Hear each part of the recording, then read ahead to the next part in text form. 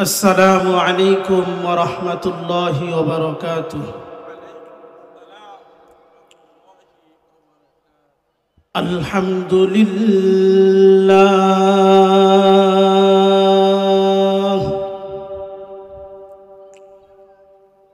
الحمد لله الذي جعل الشمس والقمر بحسبان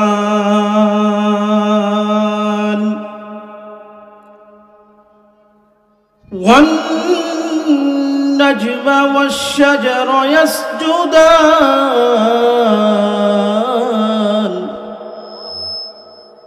وفضل زمانا على زمان كما فضل مكانا على مكان وخلق الإنسان على الإنسان.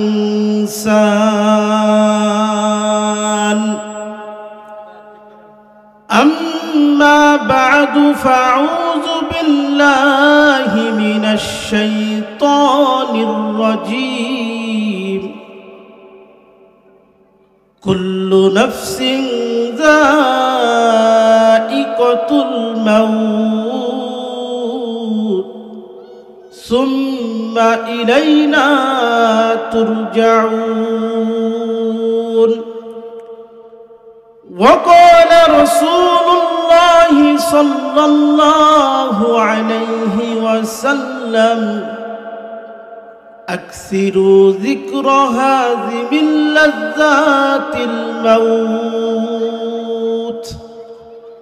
أو كما قال النبي الصلاة والسلام.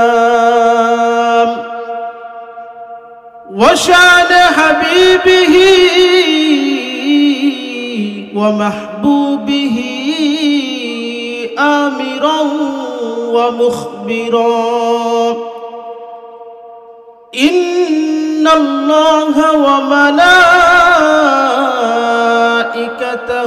يصلون على النبي يا أيها الذين آمنوا صلوا عليه وسلموا تسليما. সকলে মুহাব্বতের সাথে নবীর উপর একবার দরুদ ইব্রাহিম পড়ি। সকলে পড়ি আল্লাহুম্মা সাল্লি আলা মুহাম্মাদিন ওয়া আলা আলি মুহাম্মাদ কামা সাল্লাইতা আলা ইব্রাহিম ওয়া আলা আলি ইব্রাহিম ইন্নাকা হামিদুম মাজিদ। اللهم بارك على محمد وعلى آل محمد كما باركت على إبراهيم وعلى آل إبراهيم إنك حميد مجيد. الحمد لله। মুআজ্জাজ মুহতারাম সম্মানিত মুসল্লিয়ান একরাম, আল্লাহ তাআলার অশেষ মেহেরবানি যে আল্লাহ রাব্বুল আলামিন ইত্তেফাকুল উম্মাহ ফাউন্ডেশন বাংলাদেশ এ কর্তৃক আয়োজিত ইসলামিক মহাসম্মেলনের একজন এই মহাসম্মেলনে আমাদেরকে উপস্থিত হওয়ার তৌফিক দান করেছেন এবং উলামায়ে একরাম এখানে উপস্থিত আছেন এবং এলাকার বয়োজ্যেষ্ঠ মুরব্বী এবং যুবক ভাইয়েরা এবং পর্দার আড়ালের মা ও বোনেরা সকলেই যারা এই কথাগুলা কুরআন হাদিসের আলোচনাগুলা শুনতেছেন, সকলকে জানাই আমার অন্তরের অন্তঃস্থল থেকে মুবারকবাদ। এবং মহান রব্বে কারিমের প্রতি আমরা সকলেই শুকরগুজারি করি। আল্লাহ তাআলা আমাদেরকে এত সুন্দর একটা মনোরম পরিবেশ আমাদেরকে দান করেছেন। এই জন্য সবাই দিল থেকে শুকরিয়া আদায় করি আলহামদুলিল্লাহ। আমরা এই জন্যই মহান রবের প্রতি কৃতজ্ঞতা প্রকাশ করব, কারণ আল্লাহ তাআলা আমাদেরকে হাজারো নিয়ামতের মধ্যে ডুবাই রেখেছেন। আসমানের নিচে জমিনের উপরে আল্লাহ তাআলা যতগুলা মাখলুকাত দুনিয়ার জমিনে সৃষ্টি করেছেন, একটা সেকেন্ডের জন্যও কোনো মাখলুক আল্লাহর রহমত থেকে দূরে নয়। বলেন না সুবহানাল্লাহ। এই জন্য আমাদের বেশি বেশি শুকরিয়া আদায় করার দরকার। যাই হোক, আমি ওইদিকে যাব না, সময় খুবই স্বল্পতা। আমি 2-4টা কথা আপনাদের সামনে বলবো, আল্লাহ তাআলা যদি তৌফিক দান করে। ওমা তৌফিক ইল্লা বিল্লাহ। আল্লাহ রাব্বুল আলামিন বলতেছেন, কুল্লু নাফসিন যায়িকাতুল মাউত। আল্লাহ রাব্বুল আলামিন তার কালাম দ্বারা তার বান্দাদেরকে মেসেজ দিতেছেন, কুল্লু নাফসিন যায়িকাতুল মাউত সুম্মা ইলাইনা তুরজাউন। প্রত্যেকটা প্রাণীকে তার মৃত্যুর স্বাদ গ্রহণ করতেই হবে। শুধু তাই নয়, সুম্মা ইলাইনা তুরজাউন, আমি আল্লাহ তাআলার কাছে তাকে ফিরে আসতেই হবে। বলেন না সুবহানাল্লাহ। যেই প্রাণীর জন্ম আছে সেই প্রাণীর মৃত্যু আছে। আল্লাহ মানুষকে দুনিয়ার জমিনে বানাইছেন, মানুষকে এটা ভাবলে চলবে না যে আমি দুনিয়ার জমিনে আল্লাহ আমাকে বানাইছে, হয়তো আর কোনোদিন মৃত্যু দিবে না। আমরা আমাদের বাপদাদার দিকে খেয়াল করি, আমরা আমাদের পাড়া প্রতিবেশীর দিকে খেয়াল করি। একদিন তারা ক্ষমতাধর ছিল, টাকাওয়ালা ছিল, ব্যবসা বাণিজ্য করত, ক্ষমতাধর ব্যক্তি ছিল। আজ তারা কোথায় ঘুমিয়ে আছে? ঠিক কিনা ভাই? আজ আমাদের থেকে বিদায় নিয়ে তারা ওই বাঁশঝাড়ের নিচে ঘুমিয়ে আছে। ঠিক তদ্রূপ আমাদেরকেও দুনিয়ার জমিন থেকে এভাবে বিদায় নিতে হবে। আল্লাহ রাসূল সাল্লাল্লাহু আলাইহি ওয়াসাল্লাম হাদিসের মধ্যে ইরশাদ করেন, আকসিরু যিকরা হাযিমিল লাযযাতিল মাউত। আল্লাহ রাসূল সাল্লাল্লাহু আলাইহি ওয়াসাল্লাম মৃত্যুকে আমাদেরকে বেশি বেশি স্মরণ করার জন্য বলেছেন। কোন আল্লাহর বান্দা নবীর উম্মত যদি মৃত্যুকে বেশি বেশি স্মরণ করতে পারে, ওই আল্লাহর বান্দা এবং নবীর উম্মতের দ্বারা কোনোদিন গুনাহের কাজ প্রকাশ পাবে না। ঠিক কিনা? যদি মৃত্যুটাকে সে স্মরণ করতে পারে যে আমি দুনিয়ার জমিনে একদিন ছিলাম না, এখন আছি, আমার কোনো অস্তিত্ব ছিল না, একমাত্র অস্তিত্ব আল্লাহ তাআলা দুনিয়াতে আমাকে দান করলেন, এমন একটা সময় আমার অস্তিত্ব দুনিয়ার জমিনে আর থাকবে না। এটা যদি কোনো আল্লাহর বান্দা নবীর উম্মত যদি বিশ্বাস করে, এই বিশ্বাসটুকুই তাকে জান্নাতের মধ্যে প্রবেশ করাবে। বলেন না সুবহানাল্লাহ। এই মৃত্যু সম্পর্কে আমি আপনাদের সামনে 15টা আলামত সম্পর্কে আলোচনা করব। সময় খুব স্বল্প।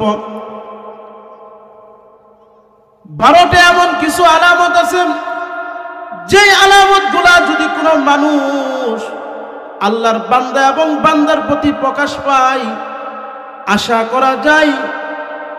করা যায় ওই আল্লাহর বান্দা বান্দির মৃত্যুটা অনেক ভালো একটা মৃত্যু। বলেন না সুবহানাল্লাহ। অনেক উলামায়ে ইকরাম এখানে আছে, বিভিন্ন বিষয় নিয়ে আলোচনা করবেন। যেহেতু আমি অল্প সময় আলোচনা করব, একটু মৃত্যু নিয়ে আলোচনা করি। 1 নম্বর, আল্লাহ রাসূল সাল্লাল্লাহু আলাইহি ওয়াসাল্লাম হাদিসের মধ্যে বলেন, মান কানা আখিরু কালামিহি লা ইলাহা ইল্লাল্লাহ মুহাম্মাদুর রাসূলুল্লাহ। বলেন না সুবহানাল্লাহ।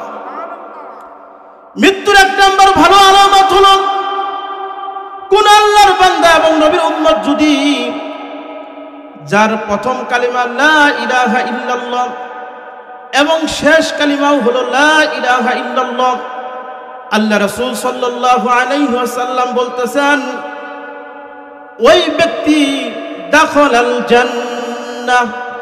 যে ব্যক্তির প্রথম কালিমা হলো লা ইলাহা ইল্লাল্লাহ, শেষ কালিমা হবে লা ইলাহা ইল্লাল্লাহ, আল্লাহ তাআলা ওই বান্দা এবং বান্দিকে জান্নাতে প্রবেশ করাবেন। বলেন না সুবহানাল্লাহ।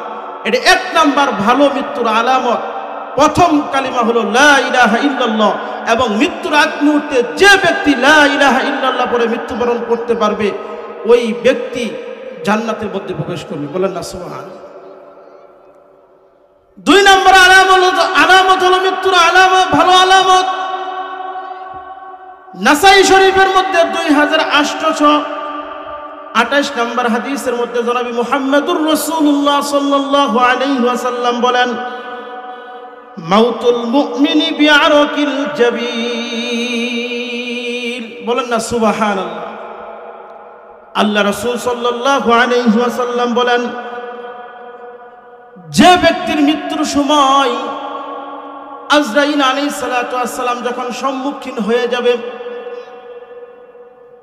যখন আজরাইল আলাইহিস সালাতু ওয়াস সালাম যখন সম্মুখীন হয়ে যাবে, যে ব্যক্তির কপালটা ঘামিয়ে যাবে, মনে করতে হবে জনাবে মুহাম্মদুর রাসূলুল্লাহ সাল্লাল্লাহু আলাইহি ওয়াসাল্লাম বলেন, ওই ব্যক্তির মৃত্যুটা হলে ভালো মৃত্যু। বলেন না সুবহানাল্লাহ। 1 নাম্বার হলো লা ইলাহা ইল্লাল্লাহ, প্রথম কালিমা হলো লা ইলাহা ইল্লাল্লাহ, শেষ কালিমা হলো লা ইলাহা ইল্লাল্লাহ, সে ব্যক্তি জান্নাতি। 2 নম্বর মৃত্যুর ভালো আলামত হলো যার কপালটা হালকা একটু করে ঘামিয়ে যাবে, রাসূল বলেন যে ওই মৃত্যুটা হলো একটা ভালো মৃত্যু। বলেন না সুবহানাল্লাহ। 3 নম্বর ভালো মৃত্যুর আলামত হলো আল্লাহ রাসূল সাল্লাল্লাহু আলাইহি ওয়াসাল্লাম বলেন, মা মিন মুসলিমিন ইয়ামুতু ইয়াওমাল জুমআতি আও লাইলাতাল জুমআতি।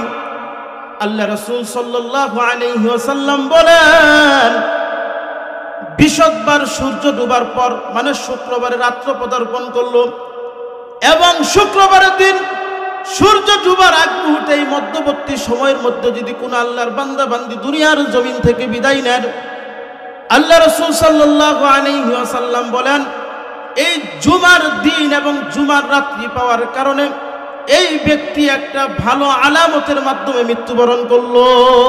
বলেন না সুবহানাল্লাহ। এই জুমার রাত্রিতে মৃত্যুবরণ করা একটা ভালো আলামত, মৃত্যুবরণ করা। আল্লাহ তাআলা আমাদের প্রত্যেককে জুমার রাত্রে মৃত্যুবরণ করা তৌফিক দান করুন, সকল বলে আমিন। এটা হলো 3 নম্বর কারণ। 4 নম্বর মৃত্যুর ভালো কারণ হলো মুসলিম শরীফের মধ্যে 4835 নম্বর হাদিসের মধ্যে জনাবি মুহাম্মদুর রাসূলুল্লাহ সাল্লাল্লাহু আলাইহি ওয়াসাল্লাম ফরমান, মা তাউদ্দুনা শাহীদুন আফীকুম। আল্লাহ রাসূল সাল্লাল্লাহু আলাইহি ওয়াসাল্লাম সাহাবাদেরকে জিজ্ঞাসা করতেছেন, ও আমার সাহাবারা, তোমরা শহীদ কাকে বুঝো, শহীদ কাকে বলো, শহীদ বলতে তোমরা কি বুঝো? সাহাবারা তখন আল্লাহ রাসূলকে জিজ্ঞাসা করল, ইয়া রাসূলুল্লাহ, মান কুতিলা ফি সাবিলিল্লাহ। আমরা শহীদ বলতে ওই ব্যক্তিকেই বুঝাই যেই ব্যক্তি দ্বীনের জন্য, আল্লাহর দ্বীনকে দুনিয়ার জমিনে বলণ্ঠিত করার জন্য, আল্লাহর দ্বীনকে দুনিয়ার জমিনে উঁচু করার জন্য নিজের শরীরের তাজা রক্তকে জিহাদের ময়দানে দিয়ে তারা দুনিয়ার জমিন থেকে ইহকাল ত্যাগ করে পরকালে চলে গেছে। বলেন না সুবহানাল্লাহ। আল্লাহ রাসূল বলতেছেন, শহীদ বলতে কি বুঝো, শহীদ কাকে বলে? সাহাবারা বলতে, ইয়া রাসূলুল্লাহ, মান কুতিলা ফি সাবিলিল্লাহ, যে ব্যক্তি আল্লাহ রাস্তায় জিহাদের মাধ্যমে শহীদ হয় তাকেই আমরা শহীদ বলি। তখন জনাবে মুহাম্মদুর রাসূলুল্লাহ সাল্লাল্লাহু আলাইহি ওয়াসাল্লাম বলেন, ইন্না শুহাদা উম্মতি ইযাল্লা কলিল।